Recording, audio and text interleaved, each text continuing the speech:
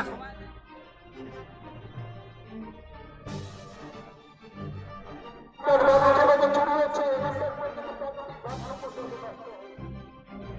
রবিবার জলপাইগুড়ি লোকসভা কেন্দ্রের বিজেপি প্রার্থী ডাক্তার জয়ন্ত রায়ের সমর্থনে জলপাইগুড়ি জেলা জলঢাকা ময়নাতলী লাল স্কুল এলাকায় প্রধানমন্ত্রী নরেন্দ্র মোদী লোকসভা নির্বাচনে প্রচারে আসেন। এদিন বেলা প্রায় আনুমানিক 3:45 নাগাদ 4টা হেলিকপ্টার নামে ময়নাতলী সভাস্থলের কাছে হেলিপ্যাডে, যার একটা চপারে ছিলেন প্রধানমন্ত্রী নরেন্দ্র মোদী। রবিবার নরেন্দ্র মোদী সভাস্থলে প্রায় লক্ষাধিক লোকের সমাগম হয়। প্রচুর মানুষ রাস্তায় এবং বাইরে দাঁড়িয়ে থাকে প্রধানমন্ত্রী নরেন্দ্র মোদীকে একটু দেখার জন্য।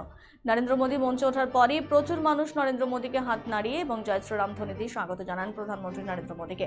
অন্যদিকে নির্বাচনী জনসভায় প্রচুর মানুষ নরেন্দ্র মোদীকে না দেখতে পেয়ে মন খারাপ করে বাড়ি থেকে ফিরতে দেখা যায়।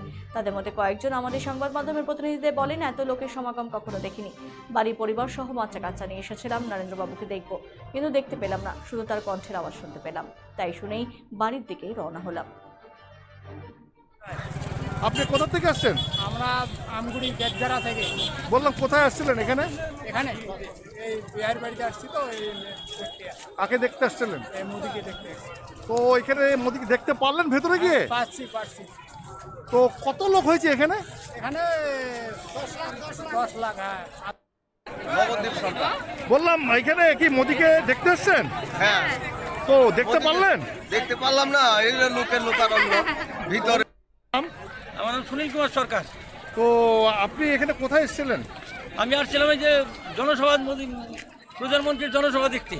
তো কি ঢুকতে পারলেন না ভিতরে? এ যত লোক হয়েছে, ও 8-9 লাখ লোকের কম হবে না, আমি তো ঢুকতেই পারলাম না। আপনি কোথায় এসেছিলেন এখানে বাচ্চা নিয়ে? লাল স্কুল। কেন? মোদিকে দেখতে তো দেখতে পারলেন না? পারছি তো।